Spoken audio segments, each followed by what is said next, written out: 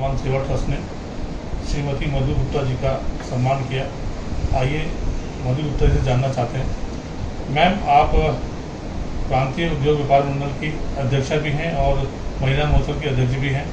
तो सबसे पहले अपने व्यापार की भाइयों से आपका जो व्यापारी उसमें काम किया है उसके बारे में थोड़ा बताइए। नमस्कार।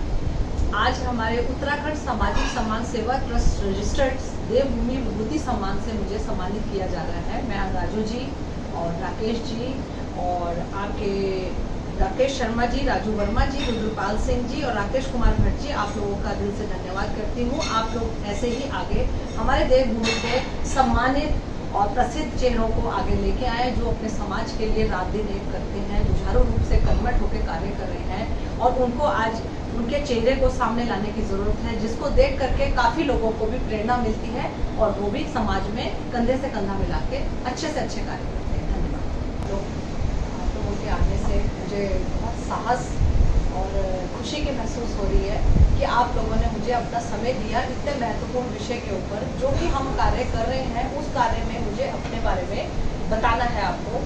मैं आपको कहाँ से स्टार्ट करूँ? मेरा जो कार्य है व्यापारिक भी है, स्पोर्ट्स का भी है, महिला व्यापार का भी है और साथ साथ मैंने अभी एक ट्रस्ट शुरू किया है अंतिम सम्मान सेवा समिति, उसका भी है।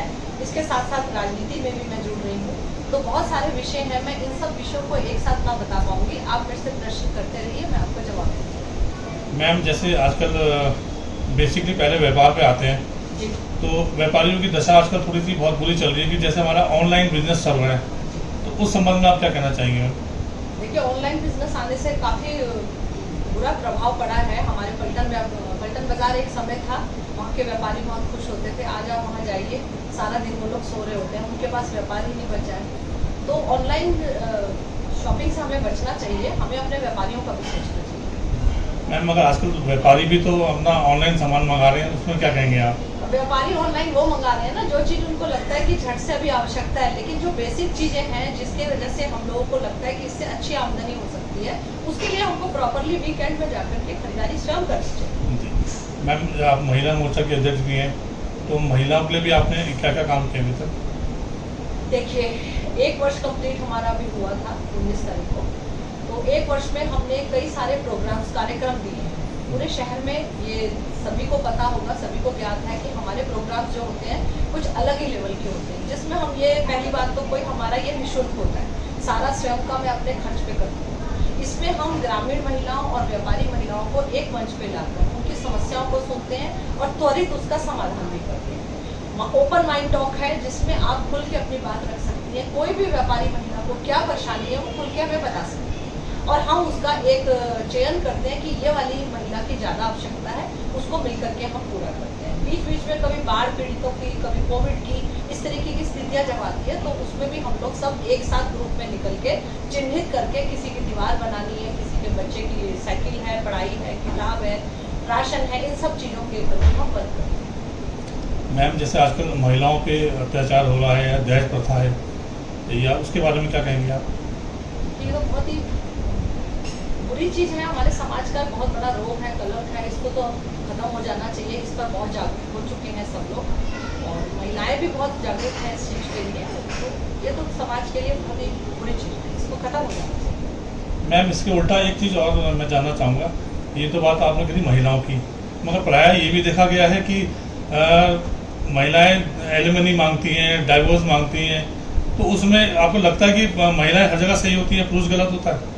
नहीं, ऐसा तो बिल्कुल भी नहीं मैं कहूँगी, ना मैं इसमें आपके साथ सहमत हूँ कि हर जगह पे एक ही व्यक्ति गलत होता है। ताली 2 हाथ से बजती है। मेरे हिसाब से कुछ ना कुछ कमी दोनों पक्षों की तरफ से रहती है, लेकिन समझदारी क्या है? समझदारी ये है कि हम एक साथ बैठकर बंद दरवाजे के अंदर आपसी सहमति से अपनी अपनी बात रखें, 1 बार, 2 बार, 3 बार, लेकिन जब लगता है कि पानी सर से ऊपर जा रहा है, ना वो समझ रही है ना वो समझ रहा है, तो हमें बैठ करके अपना जो भी हमारे हाथ में है समझौता करके शांतिपूर्वक एक दूसरे को आज़ाद करें। मैम, मैक्सिमम ये देखा गया है कि लड़के को ही सफ़र करना पड़ता है, तो उसमें क्या ऐसा कुछ हो सकता है बॉयज़ की तरफ से भी कुछ ऐसा मतलब कानून बने या बन चुका ऐसा? है बॉयज़ के लिए तो बहुत अच्छा कानून अभी बना है। ये जो भी कानून आया है उसमें क्या कहा गया है कि अगर कोई व्यक्ति अपने को बहुत प्रताड़ित समझ रहा है और उसको एक समाज के बंधन में बंध के रहना पड़ रहा है और उसको जीवन पर्यंत उसको बर्दाश्त करना है, तो वह ओपनली अपनी पत्नी के साथ यदि वो तलाक नहीं दे रही है तो वो अपना दूसरा जीवन स्टार्ट कर सकता है। क्या महिला आयोग की तरह पुरुष आयोग भी बनना चाहिए, कुछ ऐसा? बिल्कुल बनना चाहिए। अभी जैसे आज का युवा नशे की गर्त में जा रहा है, युवा ही बहुत सी पीढ़ी नशे की गर्त में जा रही है, इस पर कोई संदेश देंगे या उससे कैसे बचाव होगा? युवा के साथ मैं देख रही हूँ युवा लड़कियों ने भी आजकल जो है नशे की तरफ अपने कदम बढ़ाए हैं। देहरादून को एक एजुकेशन हब कहते थे, तो मुझे इस चीज़ की बड़ी चिंता भी रहती है कि यहाँ पे नशा बहुत तेजी से चल रहा है और इसमें बड़े अच्छे घरों की लड़कियाँ भी और लड़के भी, मैंने कई बार राजपुर रोड में देखे हैं कि वो नशे में घूम रहे होते हैं। तो इसके लिए यही कानून बनना चाहिए कि जैसे कहते हैं ना, सख्त कानून बनना चाहिए कि अगर नशे में है तो तुरंत जमानत ना हो, उनको काफ़ी टाइम के लिए अंदर रखा जाए। इसमें आपके द्वारा भी, आपकी पार्टी या आपके द्वारा भी कुछ किया जा रहा है, जैसे कि वाइन शॉप जगह जगह खुल रहे हैं, कुछ इस तरह का आपके द्वारा भी कुछ इसमें किया गया? देखिए अभी मैंने ऐसा कुछ किया नहीं है, मैं गलत नहीं बोलूँगी, क्योंकि हमारे पास इतने सारे विभाग हैं कि हम अभी इस नशा की तरफ, नशा मुक्ति की तरफ मैं नहीं आई हूँ।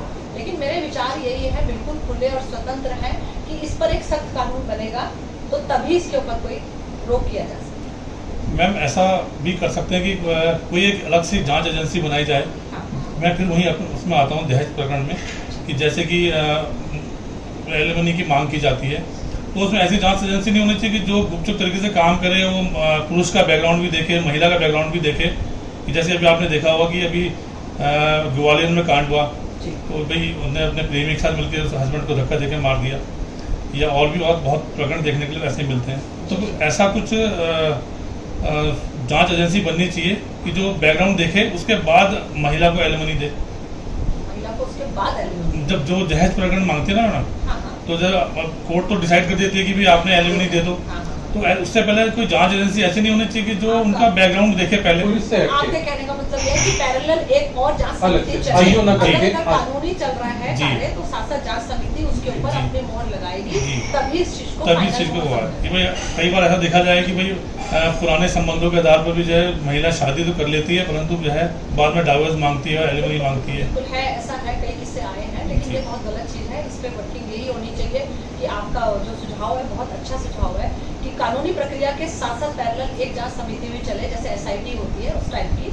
जिसमें सारी जांच बिल्कुल निष्पक्ष की जाए जी। और उसके बाद ही आधार दिया जाए। मैम अभी आपने एक लास्ट क्वेश्चन है, जी। अपने एक ट्रस्ट की बात करी आपने, अंतिम संस्कार वाला। अंतिम सम्मान सेवा समिति, जी, तो उसके बारे में थोड़ा बताएंगे, जी। मतलब क्या मैं आपका बहुत संक्षिप्त में आपको मोटिवेट? जी बताऊंगी। बिल्कुल, देखिए अभी जो है भाई कई मीलों सफर तय कर रहा है, अभी कुछ पता नहीं होता, क्या पता भगवान हमको 80 साल में जीवित रख ले, तो मुझे लगता है अभी कई वर्षों का सफर है। अब सेटिस्फैक्शन है, एक संतुष्टि जो है अभी भी मुझे नहीं हो गई। लगता है कि बच्चे हो गए, शादी हो गई, उनको पढ़ा लिखा दिया, उनकी शादी हो गई, उनके बच्चे हो गए, व्यापार हो गया, पैसा कमा लिया, नाम कमा लिया, इज्जत कमा लिया, धर्म कर्म कमा लिया, लेकिन अभी एक पुण्य कमाना बाकी है।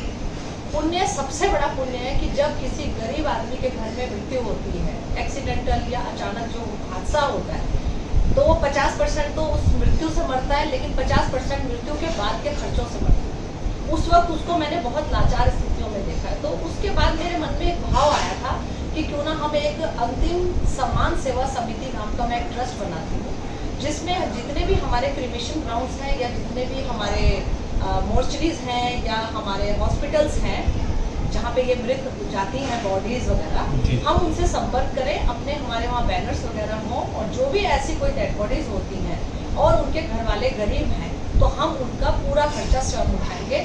खर्चे के नाम पर जैसे उनका एम्बुलेंस हो गया, लकड़ी की सेवा हो गई, कफन हो गया, और पूजा पाठ हो गया, धर्म कर्म हो गया, गंगा स्नान हो गया, पूजन हो गया, ये सबका खर्चा अप्रॉक्सीमेटली 20-25 हज़ार से, बढ़ाने को तो आप 50,000 कर लीजिए, लेकिन 20-1,000 तक आता है। तो मैं ये चाहती हूँ कि अगर हर माह में हम 5 या 10 या बढ़ते बढ़ते 20-25 करते रहे, तो वार्षिक हमारा ये कार्य जो है बहुत अच्छे से चलेगा, और हर एक के काल तक जब ये गुजर गया तो फिर हमें लोग खुद संपर्क करेंगे, और ये बहुत ही साफ सुथरा कार्य होना चाहिए, इसमें कोई भ्रष्टता नहीं होनी चाहिए। जिसको जरूरत है वो नीडी व्यक्ति फोन करे, और हमारी गाड़ी और हमारा पंडित और लकड़ियों की व्यवस्था करके उसका अंतिम सम्मान किया जाए। अंतिम संस्कार नहीं कह रही, अंतिम सम्मान, उसको सम्मान से विदाई दी जाए, ये एक बहुत बड़ा पुण्य है। धन्यवाद।